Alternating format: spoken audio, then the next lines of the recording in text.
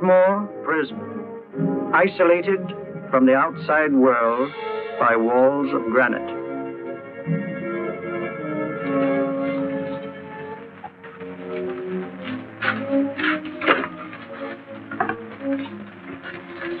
They say you could get out of here by merely telling what you know.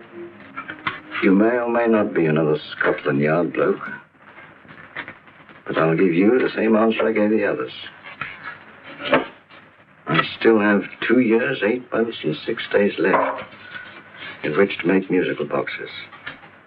That'll be sold at auction for the benefit of this delightful sanctuary. And I intend to serve them.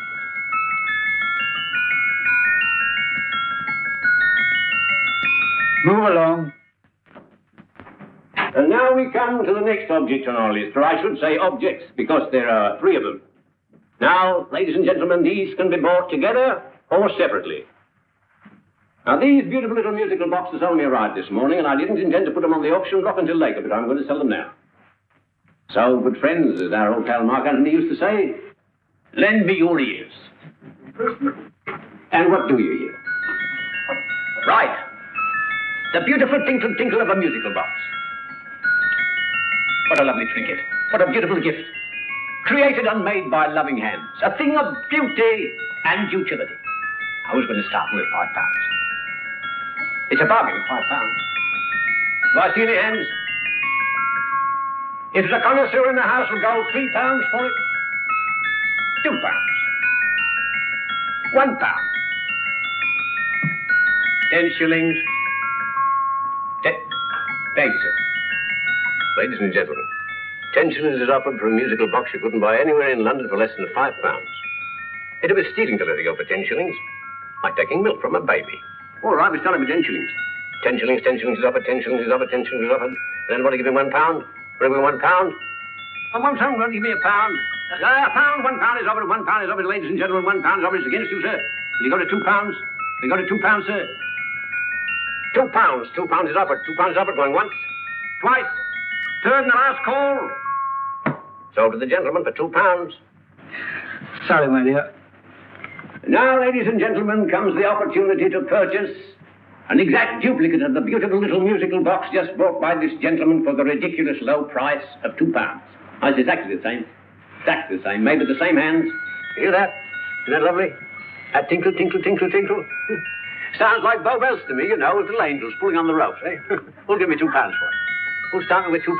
Will anybody start me with £2? Oh, come, ladies and gentlemen.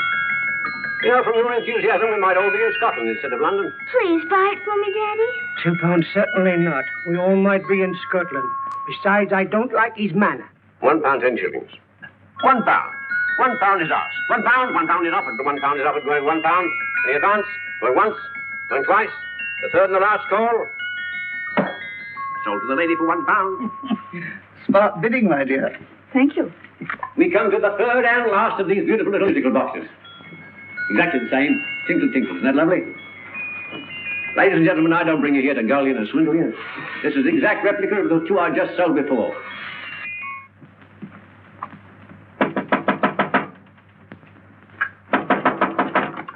We're closed. But this is extremely important. Come in, sir, come in. I'm sorry to disturb you, but I was unfortunately delayed from arriving in time to bid on certain articles which I was rather anxious to obtain. Oh, perhaps they weren't sold, sir. We are carrying several things over. What might the articles be, sir? 3 identical musical boxes, about so large. Oh, I'm sorry, sir, but they were sold. Pity you weren't here to bid on them. They didn't bring anything like the real value. I'm most anxious to obtain them. I wonder if your records would show who the purchasers were. Oh, we don't usually give out that information, sir. For certain, shall we say, sentimental reasons, I'm most anxious to get in touch with the purchasers. I'd be willing to pay, shall we say, £5. Well, for certain sentimental reasons, sir, we'd be very happy to oblige. Alfred, today's sale. The 3 musical boxes. Musical boxes, oh. Ah, here we are. The first purchased for £2 from Mr. Julian Emery, 52 Portman Square. Write these addresses down, Alfred. Yes, sir. Second didn't leave any name. Oh, how unfortunate. I think she's a dealer. You see, they don't like us to know where the things are going. On account of the profits. You say the second purchaser was a woman. Can you give me a description of her? Oh, she was a young woman. Fairly tall, slender. She had a light complexion and dark hair, and she was wearing A grey suit, don't you remember? That's right. She probably runs a gift shop. She paid £1. You say she comes here fairly frequently? No, I didn't say so. But she does, sir. Like as not, she'll come in on Thursday. We have sales on Mondays and Thursdays. Oh. And the third box? The third? Mr. William Kilgore, 143B Hampton Way. For 10 shillings. Quite a drop from £2. Mr. Kilgore was a Scotchman. Oh. Well, thank you. You've been most helpful. Oh, thank you, sir. And any time you're passing, dropping, we always have lovely things for sale. Our card, sir? Thank you. I'll be back Thursday.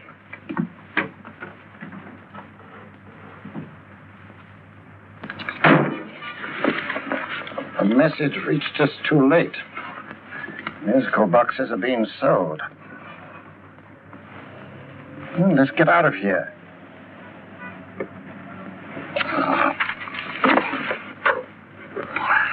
Someday you'll go too far. Reaching for a star, you fool. Yet a fool may touch a star, Colonel Cavanaugh, if he is high enough. But not possess it as you would. The musical boxes, they're being sold. What a pity for you, my dear Colonel. Is it my fault that the message reached us only an hour ago? Is it my fault that they were sold? You can't hold me responsible for that. Hope for your sake you're right.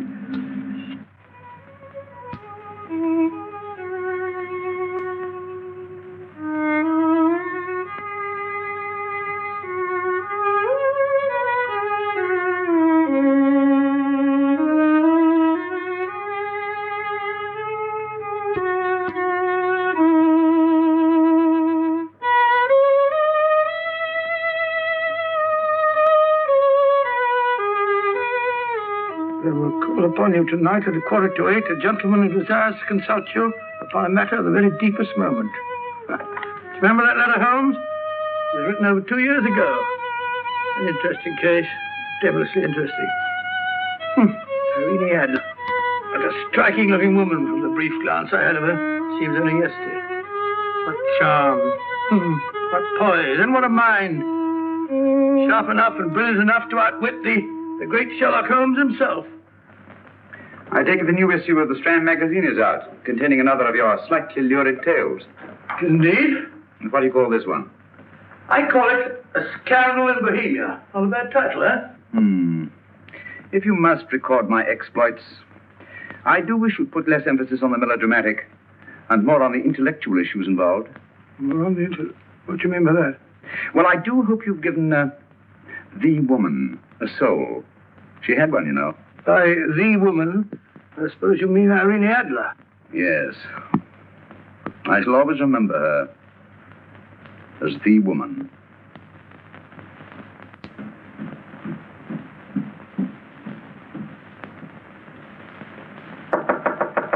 Sorry. I think. That's the old boy. How are you? How are you, old boy? I haven't seen you for years. I want you to meet my old friend Sherlock Holmes. Holmes, this is Stinky. In other words, Julian Emery. How do you do, Mr. Emery? Watson has often spoken of you. Oh, has he? Yes, we were at school together. It's more years ago than I care to remember, but you didn't come in here just to remind me of that. No, I just happened to be in the neighborhood and saw your lights burning, so I took the liberty of looking you up. Still writing your mystery stuff? Yes, there's a new one out this week. Good, I never miss them. Oh, good, thanks. I say that bandage makes you look very interesting. Still poking your nose into other people's business as usual? Who hit you? I haven't the foggiest notion. Somebody knocked me on the head in my own living room, and then proceeded to commit the most idiotic burglary you ever heard of. Fellow must have been balmy as a coot. Balmy? Why? Come sit down, old boy. Yes. Would you like a cup of tea? Huh? Oh, all right. I'll go and tell Mrs. Hudson. Yeah. Why do you say the robbery was idiotic, Mr. Emery? Oh, simply from the fact that with about £5,000 worth of musical boxes in my living room, the thief, who I caught in the act, made off with one that isn't even worth £5. I gather you're a collector of musical boxes. Yes, I am indeed. Some of them very beautiful, but not the one that was stolen. The thief evidently grabbed the first thing that came to his hand when he heard me coming into the room. Still, it's rather odd, isn't it, that having disposed of you, he didn't pick up something more valuable. Mm-hmm. Was there anything unusual about the stolen box? No, nothing at all. I picked it up in the south of France, several years ago. You say you have many valuable music boxes. And yet the thief made off with one that isn't worth £5. Sounds like rather an intriguing little problem. Well, I take it that he was just an ordinary petty thief and didn't know the value. That is a possible explanation, and yet I venture to say that the average petty thief has a more extensive knowledge of the value of object d'art than the average collector. Well, anyway, that's Scotland Yard's theory. They didn't get very excited about it. That's consistent anyway. I wonder if I might see your collection, Mr. Emery. Oh, of course you could, yes.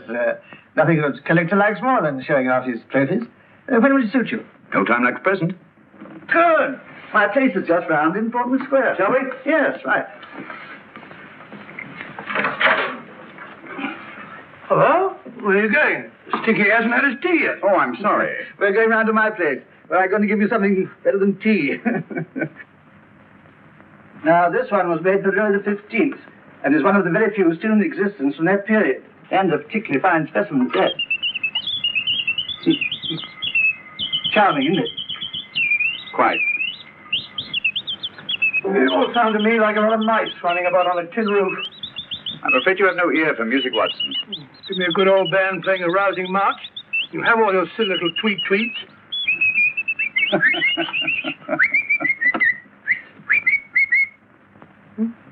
No room. This is me.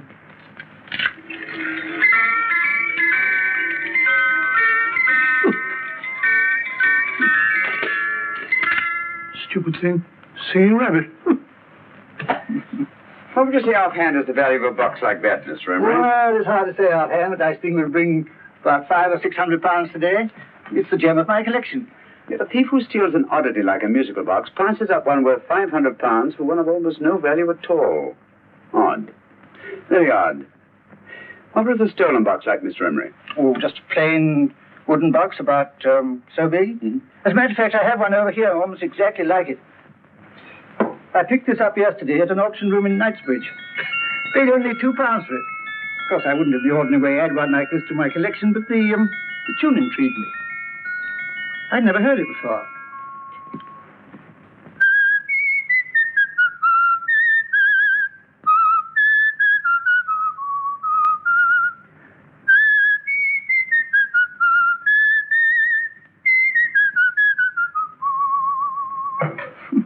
You have a remarkable ear for music, Holmes. Rather an unusual melody. Sit down, Will. Thanks.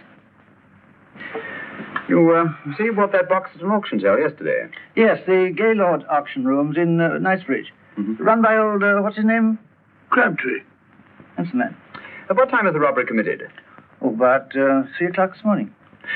You know, Mr. Emery, that box and the robbery might well be cause and effect, especially since you say that the stolen box outwardly resembles this one a great deal. And Scotland Yard were not particularly interested, eh? Oh, yes, but I wouldn't blame them for that. Especially as I told them I was quite unable to describe the thief. Except, of course, for the fact that it was definitely a man. All you remember is that you came in here and someone struck you on the head. Yes, the next thing I knew, my man was trying to revive me. It might be wise for you to put that box away somewhere and lock it up. Oh, I don't think that's necessary. Besides, everything's insured. Well, at least if any further attempts at robbery are made, I'd suggest that you call the police, rather than running into any personal danger. Oh, come, Holmes, aren't you being a bit of an alarmist? Possibly. Well, Mr. Gray with old Stinky. Seems to me you are making rather a mountain out of a molehill. Molehill is the word, old boy, and it's time you were in bed. Thanks so much for letting us see your place. How's this? Been glad meeting you. Holmes, I can't understand why you were so mysterious. Seems to me the petty thief explanation was the only sensible one. Really? I can't see how you can believe it was anything else. I didn't say I believed it to be anything else. The petty thief theory is the obvious one, I grant you. However, it's often a mistake to accept something as true merely because it's obvious. The truth is only arrived at by the painstaking process of eliminating the untrue. We are not able to do that in this case without further data. Rubbish, you're pulling my leg. You're trying to turn a tuppenny halfpenny robbery into an international plot. No, I'm not. I just hope that your friend Stinky is a little more cautious in the future. Just in case.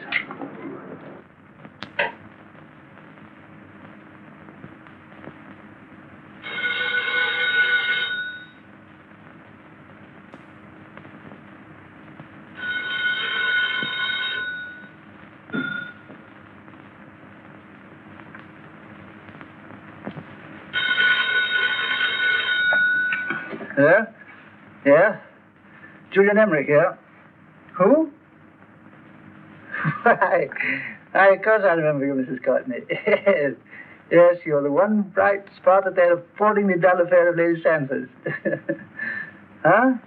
Of course it isn't too late to come around. Yes, I shall be delighted to give you a drink. I tell you what, come straight up and I'll leave the door unlatched. Right, 15 minutes? Good. I shall be counting each moment. No, I mean that, really. Right, goodbye.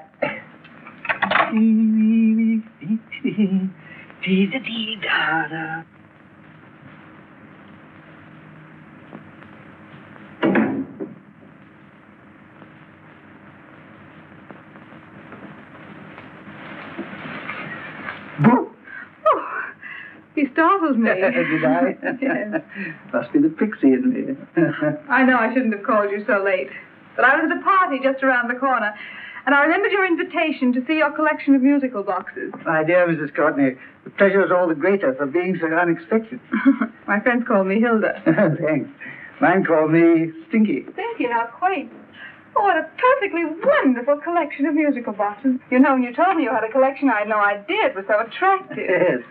They appeal to the ear as well as to the eye. Oh, what a plain little one. Why, it looks just like a country cousin amid all this grandeur. No. You mustn't underestimate the country cousin. Only last night a burglar broke in here, and with all these to choose from, went off with one very much like it. Really? Yes, I don't mind the loss of the box so much, but I do resent this crack on the skull. But it makes you look so interesting. Oh, do you think so?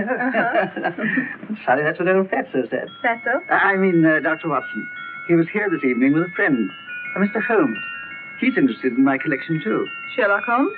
Yes. Do you know him? I've heard of him. Yes, he seems to think I'm in some sort of danger. What a haunting tune. It takes me right back to my childhood. Really? You know, it's odd that you should be interested in that particular musical box. Odd? Why? Because Mr. Holmes is also interested in it. He may have been more interested in the tune than in the box. I guess, yes, that's right. I remember now. He whistled it note for note, having heard it only once. Really? He must be a remarkable man. Bit of an alarmist, if you ask me. Don't you believe in warnings? Of course not. Who'd want a box like that? I would. You're not serious. Oh, but I am. Well, you put me in a very awkward position. I'm a collector, you know. And the collector buys but never sells. But if the price were high enough... The price has nothing to do with it. It's the principle of the thing. Yes, well, we haven't had our drink. No, thanks. I must be getting along. What's your Annie? I'm afraid so. You're not walking out on me, are you? My reputation. Stinky. I say, you know, you are an attractive woman. Thanks.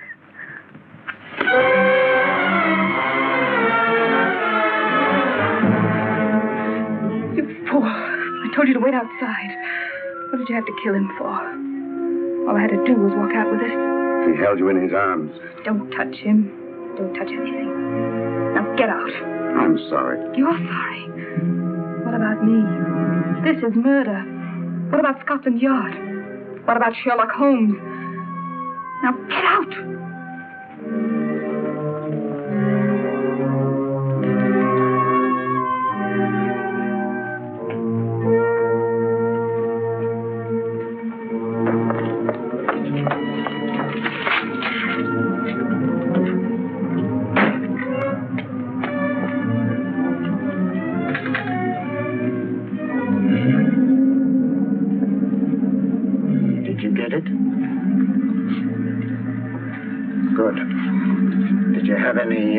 Trouble with him? Just a matter of murder.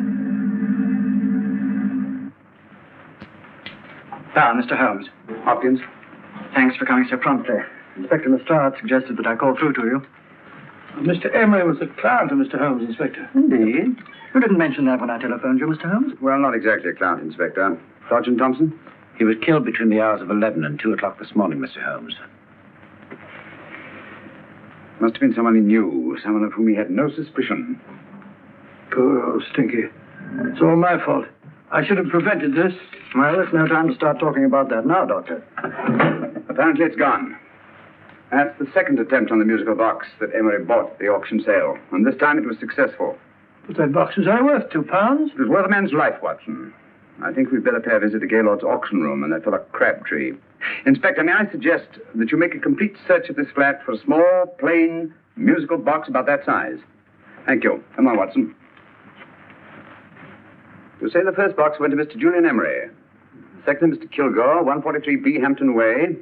And the third to the unidentified young lady who presumably has a shop and lives near Golders Green. That's right, Mr. Holmes. Isn't it rather strange, Mr. Crabtree, that you used to have had 3 identical musical boxes all playing the same tune? Where'd they come from? Dartmoor prison. Dartmoor? Yeah, we get a regular shipment from there every month. The inmates manufacture them. Well, they make all kinds of things, pipe racks, waste paper baskets, musical boxes. Did you happen to notice if anyone showed any particular interest during the auction in the purchasers of these 3 boxes? Oh, come on, Mr. Crabtree. This is very literally a matter of life and death. Well, since you put it that way, Mr. Holmes, there was a gentleman came in here about an hour after closing time, and he was in an awful state, he was. He gave me £5 to tell him where the boxes had gone to. He said they had a sentimental value for him, sir. Expensive sentiment. Can you describe him? Well, he was tall, distinguished looking, and he had grey hair and a moustache. He was quite a gentleman, sir. What was his reaction when you were unable to supply him with the address of the young lady who owned the shop? I told him the young lady usually come back on Thursday. He said he'd come back on Thursday. Now, that's tomorrow. Thank you, Mr. Crabtree. You've been very helpful. Thank you. Come on, Watson. Where are we going now, Holmes? To the home of Mr. Kilgore, the man who bought the third box.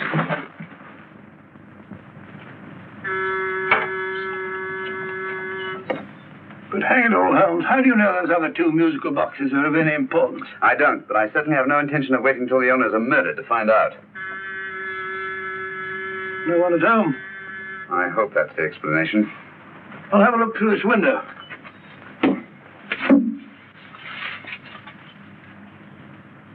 Doesn't seem to be anyone there. The whole place seems deserted as far as I can see. Yes. Mr. and Mrs. Kilgore at home? No. When do you expect them? Oh, in an hour or so. There's no use your hanging about. They don't buy nothing from peddlers. Peddlers? My good woman, this is Mr. Sherlock Holmes. Sherlock Holmes? Oh, go on. Do you mind if we come in and wait? My business is rather urgent. Well, I've got to go out and do my shopping. And I don't know if Mrs. Kilgore'd like any strangers nosing about. Quite all right, I assure you. Well, I've got to be off. It's too late in the parlor. And no smoking either. Mrs. Kilgore says it smells up the house. Funny old girl, Holmes.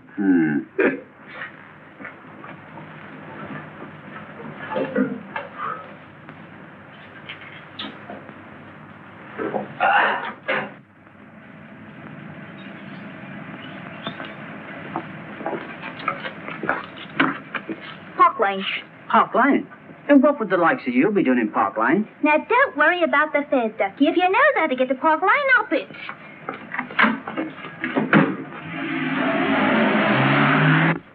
Holmes, I've been thinking. There must have been something hidden in that box of those stinkies. Stolen jewelry, possibly. What's up, Holmes? Listen. What's just the steam in the water pipes?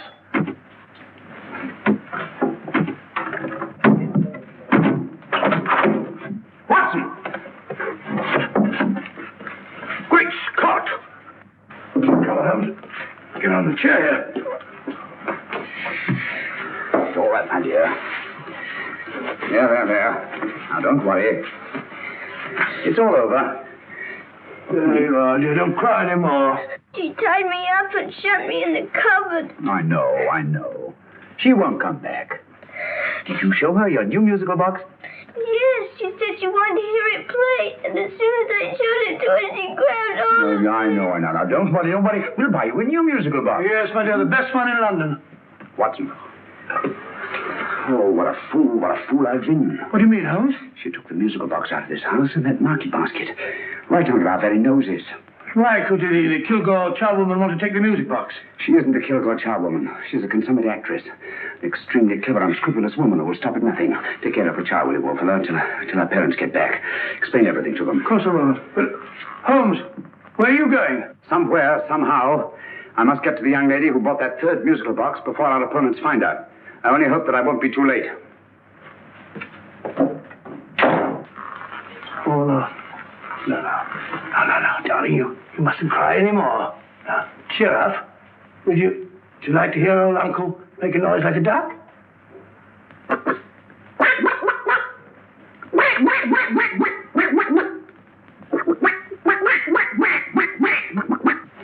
Oh, sorry?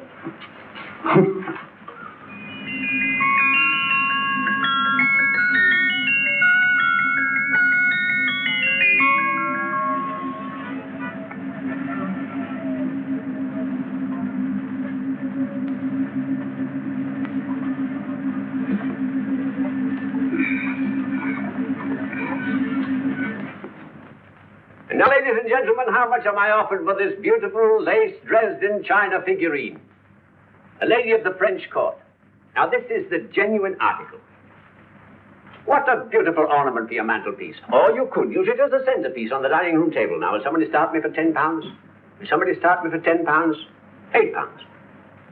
£7? All right, £5 is offered, £5 is offered, £5 is offered, £5.10, £5.15, £5.15. £6 is offered, £6, going once, going twice, the third and the last call will be all done. Sold to the lady from Twickenham for £6. Next, we have a real museum piece, ladies and gentlemen. A fine 19th century doll. A costume and exact replica of the holiday clothes worn by the Hungarian peasant women. Now, ladies and gentlemen, an article like this will cost you from £15 to £20 in a West End shop. I'm not going to ask you for anything like that. Who'll give me £2 for it? £2. Anybody offer me £2? £2 for the Hungarian? £2? £1. What? Does anybody give me £1? Anybody offer me £1 for the doll? £1 is offered, ladies and gentlemen. £1 is offered. Now, I'm not going to waste your valuable time or mine in trying to get one half of what this beautiful doll is worth. If the young lady can steal it for £1, that's her good fortune. So it's going once, it's going twice, the third and last call. Any more? Sold to the young lady for £1. And now, ladies and gentlemen, may I draw your attention to something which may be a great surprise to you, worthy of any collection. The only other one like it is in the British Museum. It's a Ming vase of the 7th dynasty. This vase lay in a large collection somewhere outside Rome for over 2 centuries, I understand. It was discovered there by the noted antiquarian Sir Andrew Coppleston. Now, some of you may remember Sir Andrew Coppleston. Besides being a noted traveller and antiquarian, he's also a gentleman rider. A girl with a parcel in her hand. That's her. Are you sure that's the girl? Well, she fits perfectly the auctioneer's description. Follow her, Hamid.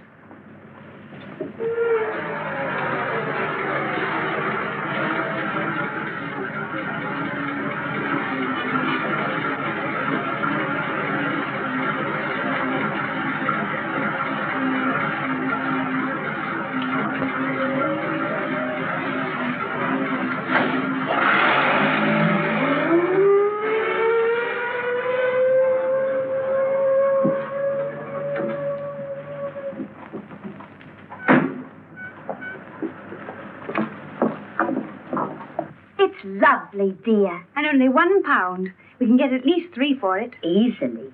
I'll go make some tea. I could do with a cup. Right.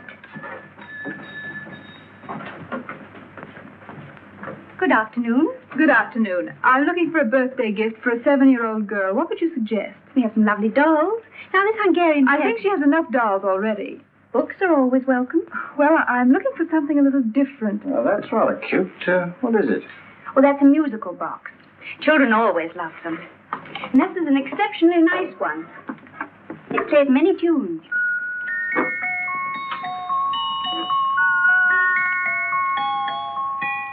Have you any others? Yes. If you'll just step this way. I have only 2 left.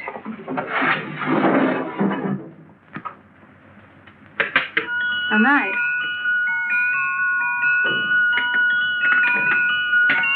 Are you sure this is all you have? I'm sorry. They're rather hard to find, you know. That's our entire allotment. I did have one other, but I sold it earlier this afternoon. But it was only a plain wooden one. It wouldn't have been a very nice gift for a child. Really? Do you happen to know who the purchaser was? Why, yes. He left his card, just in case anyone should inquire for him.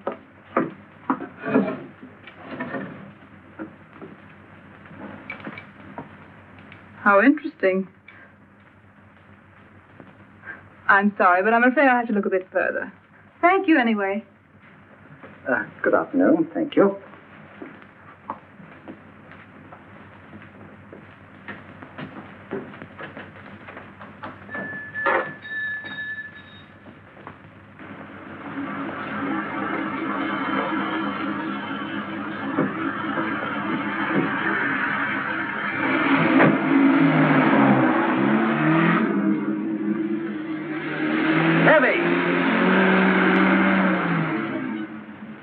Follow that cab. Here, now, what?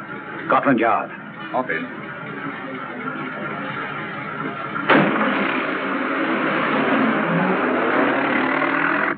Sherlock Holmes. I might have known. We thought we were the hunters, instead of which we're the hunted. We've been fools. We played right into his hands. Of course. He's had us followed. Don't look. The man in front of the toy shop. Hamid. Turn sharp right at the next corner and again at the next.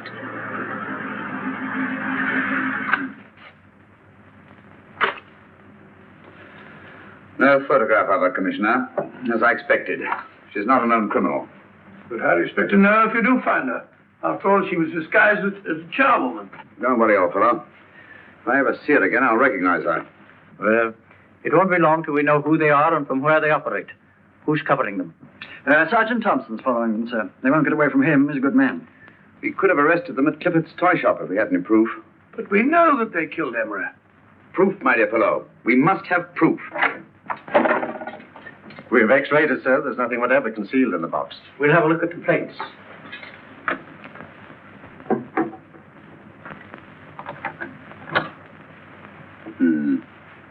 There must be some clue. And it's probably so obvious that we've all overlooked it. Seems to me we're up against a bunch of lunatics. Not lunatics, my dear fellow. Extremely astute, cold-blooded murderers. What can these little musical boxes have in them so important? Don't forget, they were made in Dartmoor prison. You can smuggle stuff into prison, but not out. Do you want us to break the box apart, sir, to see if there's anything the x-ray hasn't caught? No, not yet. Do you mind if I take it? Certainly. Thanks.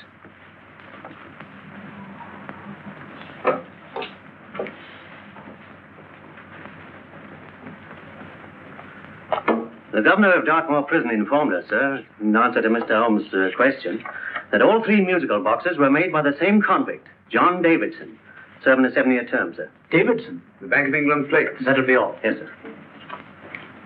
Now we're getting somewhere. Wait a minute. How did you know about the plates, Mr. Holmes? I'm a student of crime, Inspector. I make it my business to know about such things. And when the name of Davidson was mentioned... Well, who is this fellow Davidson? As long as Mr. Holmes seems to know all about it already, I suppose there's no harm in telling you. 2 years ago in London, there occurred a robbery of such tremendous importance, although the stolen articles themselves have no intrinsic value whatsoever, that the Home Secretary was instrumental in seeing that not a word of it appeared in any newspaper. But you never told me anything about this, Holmes. You were aware at the time. Articles of no intrinsic value and yet of such importance? I don't understand. Davidson was apprehended within 15 minutes of committing the theft. But by that time, he'd hidden the articles in question and they've yet to be found. Before going further, Dr. Watson, I must inform you that this matter's not to be mentioned outside of this room. Of course not. Do I look like a man who gossip? Let's not go into that now, old fellow, shall we?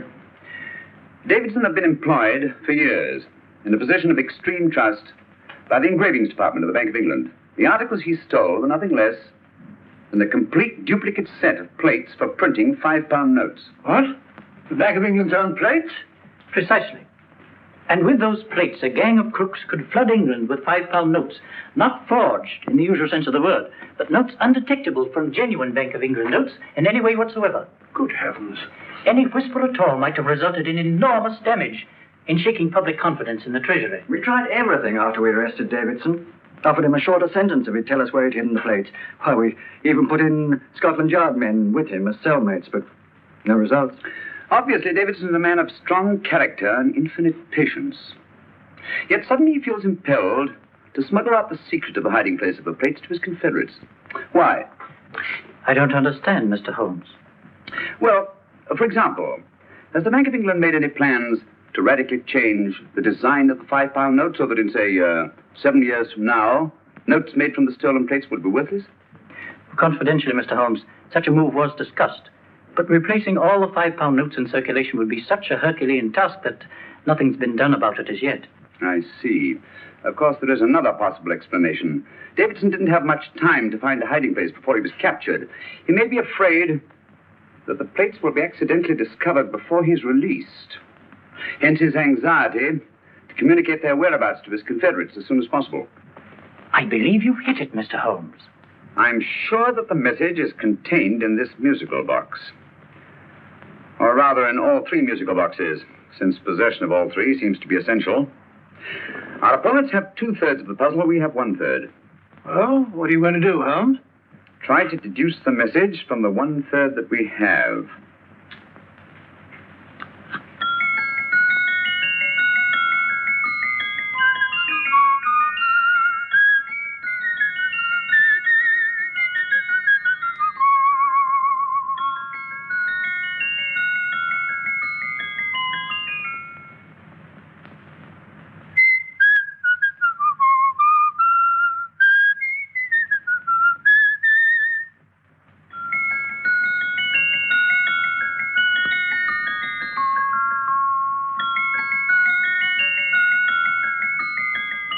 It's the same tune as the one played by Emery's musical box. And yet it's different. Sounds the same to me. The tune. Somehow the tune is the key to the mystery. It must be the tune. Otherwise, why use three musical boxes to convey the message? Why not collar boxes or shoe boxes? Yes? Oh. It's for you, Inspector. Oh, thank you, sir. Inspector Hopkins speaking. What? Where? Golders Green Station reports they've just found Sergeant Thompson's body. From the tire marks on his clothes, he was apparently run over by a taxi. What an unfortunate accident. Not an accident, my dear fellow. I'm afraid it's murder. You never know just who you're going to meet when you're walking down a busy London street. Mrs. Orchid to Mrs. Brown, any subject of the crowd. Oh, you never know just who you're going to meet. So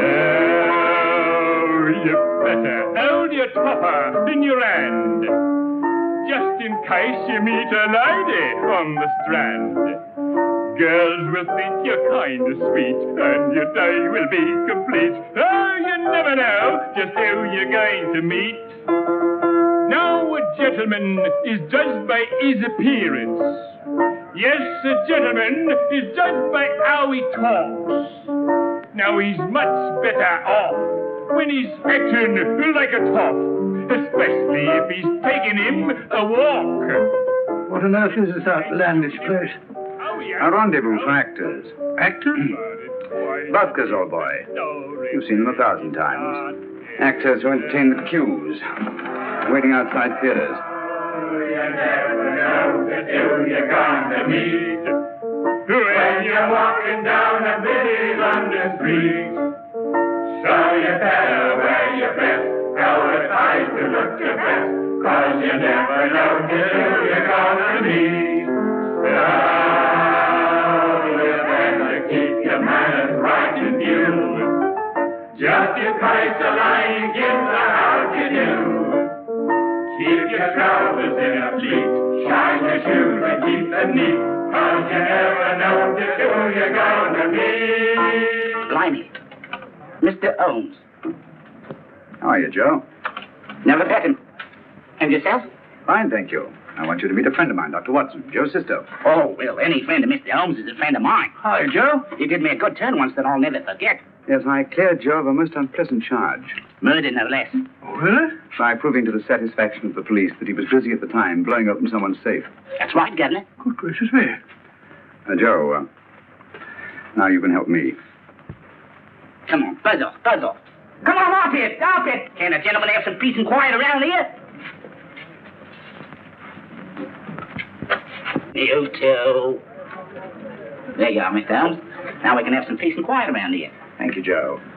There's £5 in this for you. Well, I wouldn't want to take it on myself, sir. But I can get somebody to do it for you for half of that. You don't know what the job is yet. For £5? Murder, ain't it? What? No, Joe, not murder, just music. I want you to identify a song for me. Oh, there ain't a song that's been written that I don't know. That's why I came to you. Of course, the violin is more my instrument, but, oh well. Here we go. Now listen to this, Joe.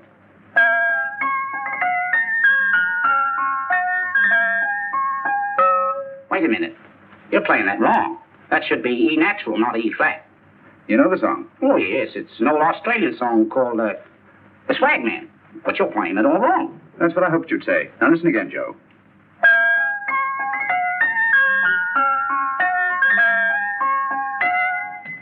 That's the same tune, all right. But you're making different mistakes than you did the first time. No, not mistakes, Joe. Call them variations. Here, play the song for me, will you, the way it's written.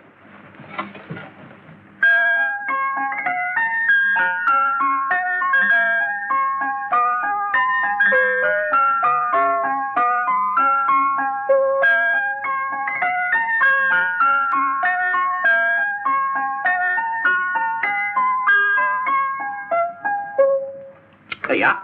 Thank you, Joe. What's it mean, Holmes? Are you onto something? Perhaps. I don't know yet. It's probably a code of some sort. Joe? Could you write the song down for me? The way it was originally written? Oh, sure, Miss Downs. But it'll take a few minutes. Mm-hmm. Here, Mabel. Hey, Lale. Come on, up to it. Wrong with it.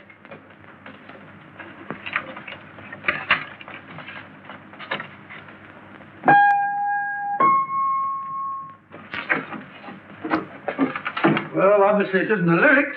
No combination of those words made any sense at all. The variations in the way Emery's musical box played the tune are different from the variations in the one we have. You sure? Quite. You see, I took the trouble to memorize the tune as played by Emery's box that night we were with him in his flat. Holmes, you amaze me. Elementary, my dear fellow. One of the first principles in solving crime is never to disregard anything, no matter how trivial. But why are 3 boxes? Why not 1? Because the message was obviously too long to be conveyed by any one variation. Then there's the 3rd box, the one that woman took from the Kilgores. That contains yet another set of variations. Yes, well, it's all beyond me. Well, all we have to do now is to find the secret of the variations. Not a very easy problem to solve, my dear fellow. Hello. What's up? We've had company.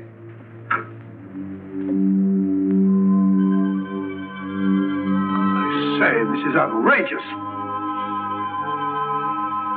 Ask Mrs. Hudson to come in here, will you? Right.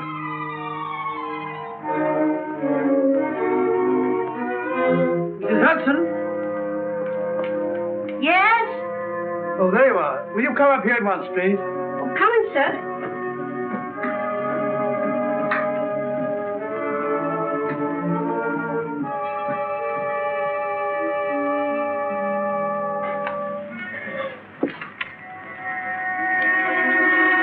Mercy me, Mr. Holmes. What has happened? Who called while we were out, Mrs. Hudson? Just a young lady. The one who said you wanted her to wait for you. And a nice-looking old gentleman with Our her. friends again, Watson. Friends? What did the young lady look like? Oh, I couldn't see her face. She had a heavy black veil on. But she had such a nice way with her. Oh, I'm sorry, Mr. Holmes, if I've done anything wrong. But you did say I should always let clients come in and wait for you. Don't worry, Mrs. Hudson, don't worry. You had no way of knowing. It's quite all right, quite all right. Now, don't worry, Mrs. Hudson. Don't worry. Well, where on earth's the musical box? They didn't get it. Didn't get it? Where is it? It's in your hand. Huh? In that biscuit jar. Take the biscuits off the top. Now, put your hand inside, and you'll find the music box. Well done, Holmes. Well done. Amazing.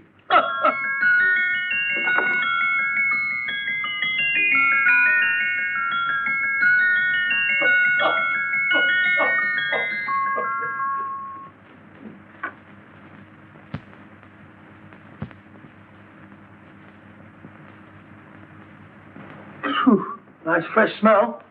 Like a pub after closing time.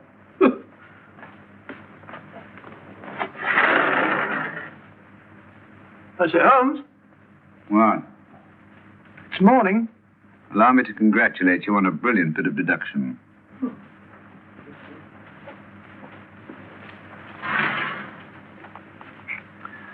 It's not a transposition, not a polygraph transposition, not a trigraph, nor any known form of decoding. How about the Morse code? Have you tried that? Yes, at about 3 o'clock this morning. I'm sorry, old man. I was only trying to help.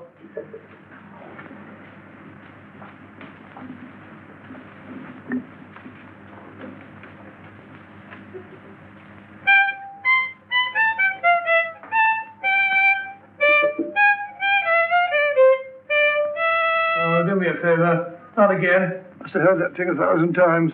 Kept me awake all night.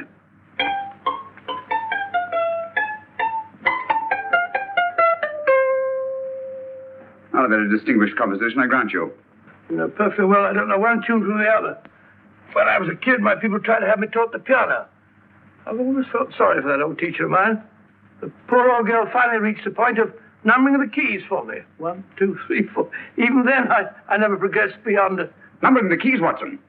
The 19th key of the keyboard is the 19th letter of the alphabet. S. Here. Write it down when I give it to you, old fellow, will you? The first alternate note. Write S first. Now, the 8th key is H. The 5th key, E. The 12th key, L. The 6th key, F. S-H-E-L-F. Shelf. Your piano lessons were not in vain, old fellow. You've solved it. Thank you. Thanks, old man. Hold it. We now have 2/3 of the message. Behind books, third shelf, secretary, Dr. S. Presumably, these are the first and second portions of the message. And this gang has the first and third parts of it. Precisely. Then it's a stalemate? Yes, Commissioner, but we can't leave it like that. There's no doubt in my mind that they'll try to secure our third of the message that's missing. Well, I assume you've taken every precaution to guard the Clifford music. Oh, yes, it's carefully hidden at Baker Street with Dr. Watson on guard. However, I'm reasonably certain that, difficult as it may be, we can find the plates even without the missing part of the message. Behind books, third shelf, secretary, Dr. S. Outside of the fact that Davidson hid the Bank of England plate somewhere in London, Mr. Holmes, I don't see that we've progressed at all. Allow me to point out to you, sir, the key words, Dr. S. It looks as if the plates were hidden in the house of the doctor. Whether S stands for his first or last initial remains to be determined by a process of elimination. Well, there must be 10,000 doctors in London with S for a first or last initial. Precisely. And every one of them will have to be questioned in person. That's why I say this is a task for Scotland Yard. It's a task, all right. But Scotland Yard has searched worse haystacks and found the needle. Well, for the time being, I'll leave the matter in your hands, gentlemen. We'll call you if and when we get a lead on our mysterious Dr. S. In the meantime, I intend to follow up a little clue concerning a cigarette.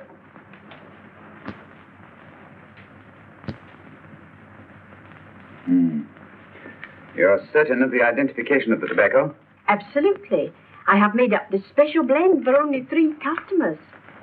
It is almost pure Egyptian, with admixture of latakia for added body, and a pinch of perique. Merely a whisper, as one might say, for elusive fragrance. Yes. And the 3 customers?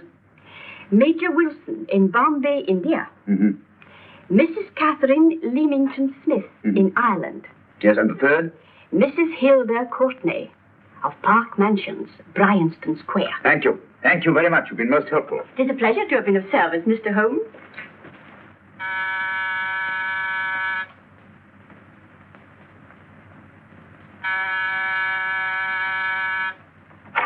Yes? Mrs. Courtney? Yes. My name is Sherlock Holmes. Oh, do come in. Thank you. I've heard of you, of course, Mr. Holmes. I believe we have a mutual friend in Sir Edward Brookdale. He's spoken to me of you quite often. Indeed. And to what good fortune am I indebted for this visit? I think you know Mrs. Courtney. Well, I did get a summons for stealing last week. But outside of that, I don't think I'm of any interest to the police. Oh, come now, Mrs. Courtney. You seem to forget that you and I have met before. I'm sorry.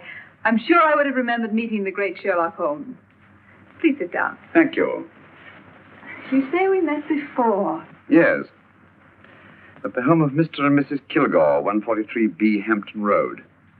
Kilgore? I don't think I know anyone of that name. Well, I didn't say you knew them. As a matter of fact, you called on them when they were out. I don't understand, Mr. Holmes. Really? And you were dressed rather differently. Indeed. Cigarette?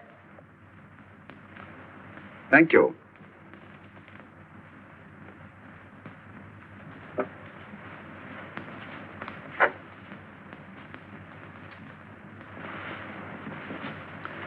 Thank you. You know, Mrs. Courtney, people generally forget, in assuming a disguise, that the shape of the ear is an almost infallible means of recognition and identification to the trained eye. Evidently, you've mistaken me for someone else. Oh, no, not at all. Though naturally, I expected your denial.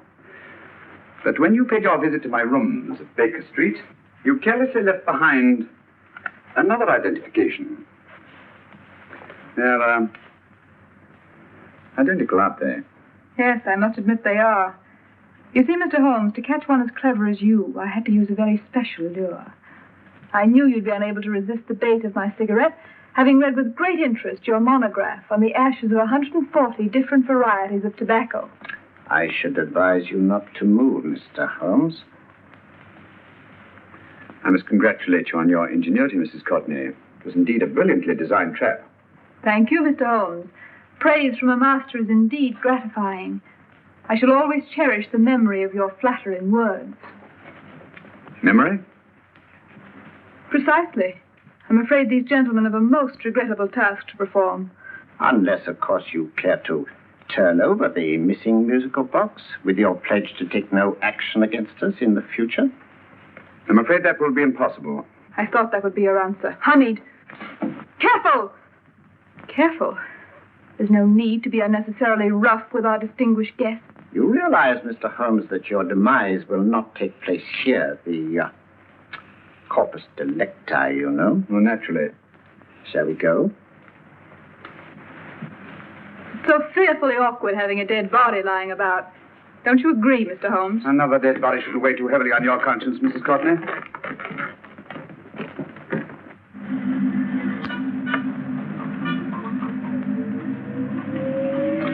You mind if I have a cigarette? Don't see why not.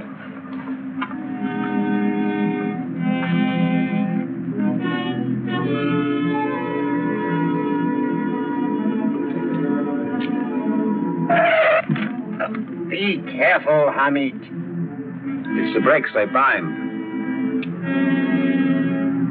Thank you, Colonel Kavanagh. It's very considerate of you.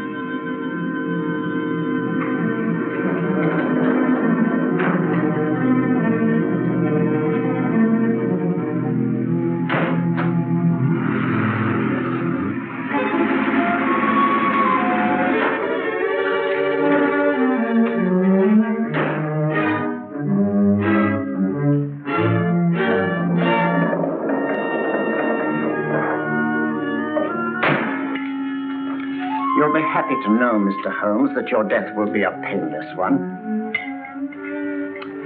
Hamid, attach this to the motor of the taxi. That little attachment, my dear Mr. Holmes, contains the deadly fluid known as monosulfide. The Germans use it with gratifying results in removing their undesirables. Start the motor.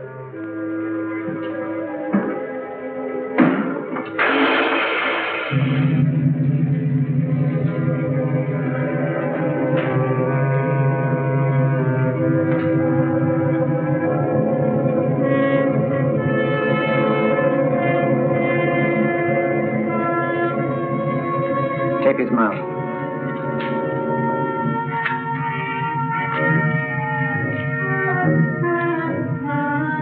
Now, up with him, Hamid.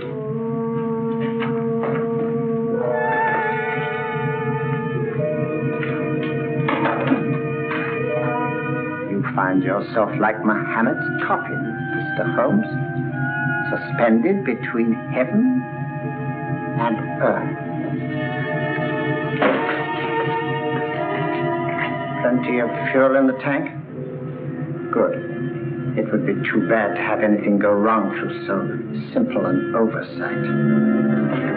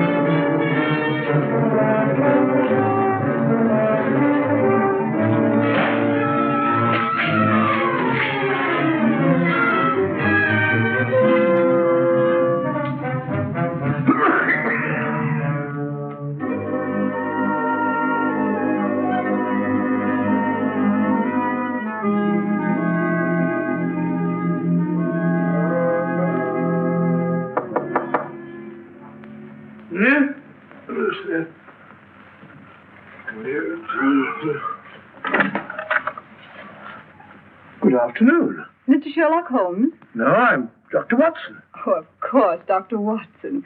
How stupid of me. Oh, sure. It's stupid of me. Won't you come in? Well, I really came to see Mr. Holmes. Oh, I'm afraid he's out. I don't know when he'll be back. Perhaps there's something I can do. Won't you sit down? Thank you. You know, Sherlock Holmes and I have been engaged on a great many cases. Oh, really? Yes, indeed. As a matter of fact, this very moment we're involved in one of the most baffling... won't you tell me your trouble? I may be able to help you. It's very kind of you, Dr. Watson. Perhaps if I wouldn't be imposing too much. Imposing? Oh, it's no imposition. No imposition at all. A pleasure, I assure you. Now, tell me all about it, Miss Williams. Mrs. Williams.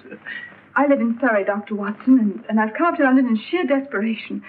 My only sister has disappeared, and the local police seem utterly unable to find her. Well, Holmes and I solved a case exactly like that once. Very interesting, as far as I remember. I call it the adventure of the solitary cyclist. Oh, sorry. Now I come to think of it, it wasn't so very similar. Entirely different. I don't think what I was saying. Where were we? She's only 17, Dr. Watson, and until she disappeared last Thursday, she seemed to be in the best of spirits. Possibly a romantic entanglement? Oh, no, nothing of the sort. She left no note, didn't even pack a bag, no explanation. She just started to walk to the village from our house in broad daylight and simply vanished from the face of the earth. Oh, there.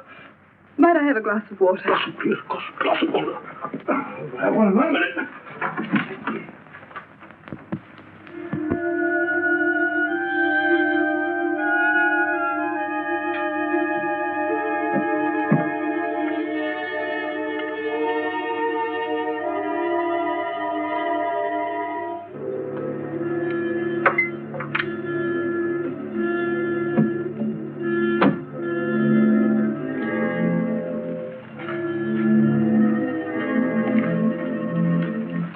There you are, my dear. Thank you, Dr. Watson. No, you're not to cry anymore. You must pull yourself together. Oh, I feel much better already knowing that you're going to help me. Oh, Dr. Watson, look! Good heavens! Get through the fire brigade, quickly! Haven't you a fire extinguisher? By George, we have in the kitchen.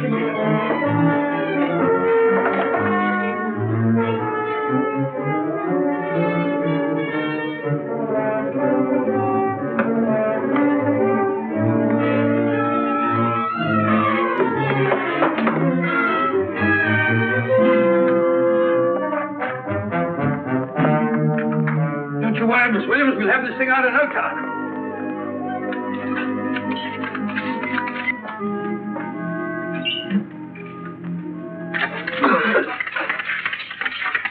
That's got it.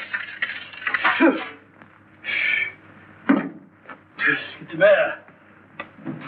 Yeah, you see, there was no need for the fire brigade after all. I hope you weren't too frightened, Miss Williams. Gone. That's the trouble with women. They always lose their heads in an emergency. Well... a musical box.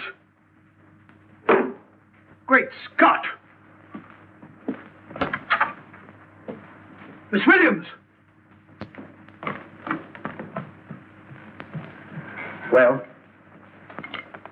Good. And Holmes? By now, Mr. Holmes has no doubt exchanged his violin for a harp.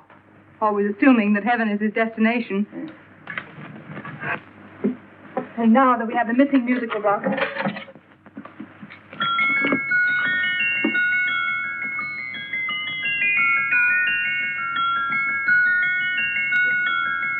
"19th note. 19th letter." Yes. He hasn't been there, you say? Holmes, where on earth have you been? I've been trying to get you at the club, at Scotland Yard, all over London. You were looking for me in the wrong places. Holmes, terrible things happened.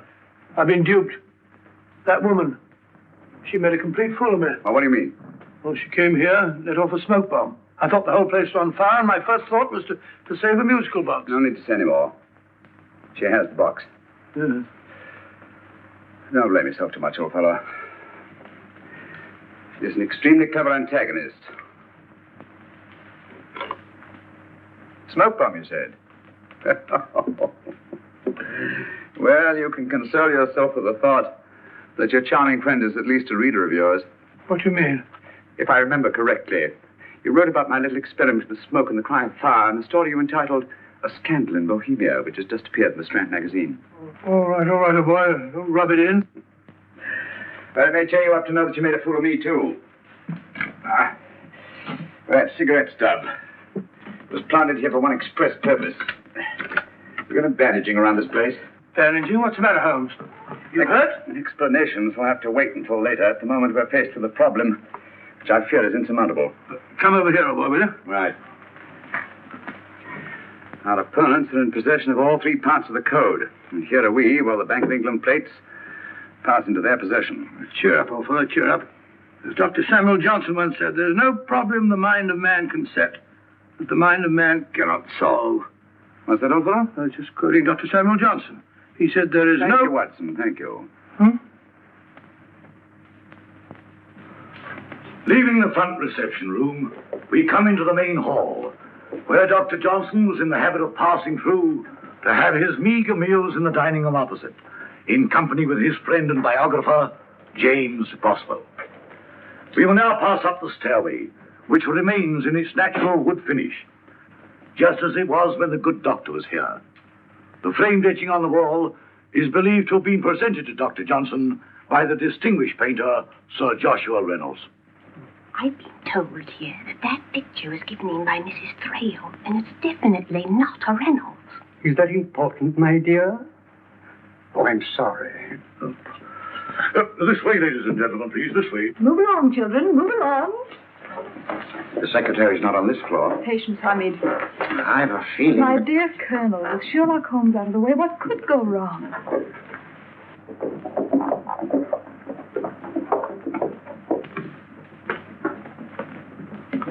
And here we have the Garrett Library, in which Dr. Johnson wrote his famous dictionary, and in which you will see also many of the great man's books and other items of interest.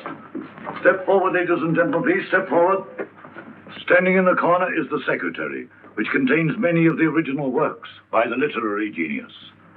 On this table, Dr. Johnson's cat, Hodge, used to sleep while his master worked. A strange thing about this cat, ladies and gentlemen, was its love of oysters. They do say that the dear doctor often went hungry to find the cat that delicacy. What a pity.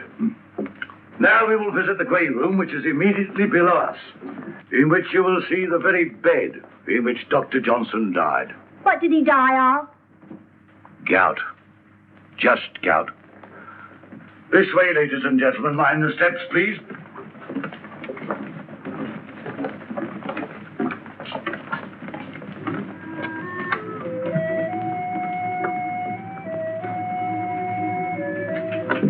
Your keys.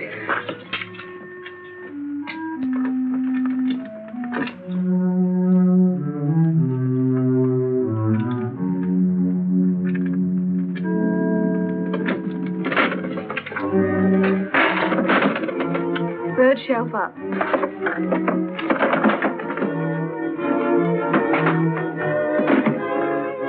The knife.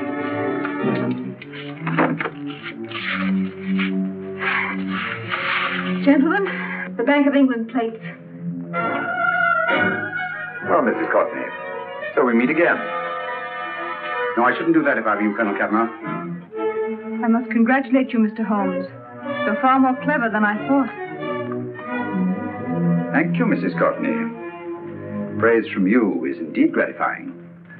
I shall always cherish the memory of your flattering words. Memory? Oh, thank you.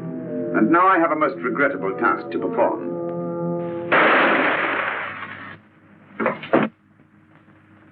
Holmes! Coming, Holmes! Holmes! You all right? Perfectly, thank you, old fellow, but I think this gentleman on the floor requires some medical attention. We must see that he looks his best, you know, when he's hanged. Take them in charge.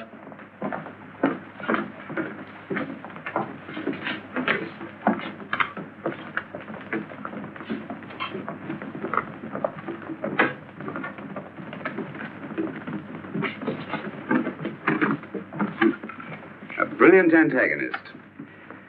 It's a pity her talents were so misdirected. Will you see that these plates are returned to the Bank of England, Inspector? I still don't understand how you solved it, Mr. Holmes. It's entirely due to Dr. Watson. He gave me the clue when he mentioned Dr. Samuel Johnson. Well, congratulations, Doctor. Oh, thank you, Inspector. I don't think I'd have done it entirely without Mr. Holmes' help, you know.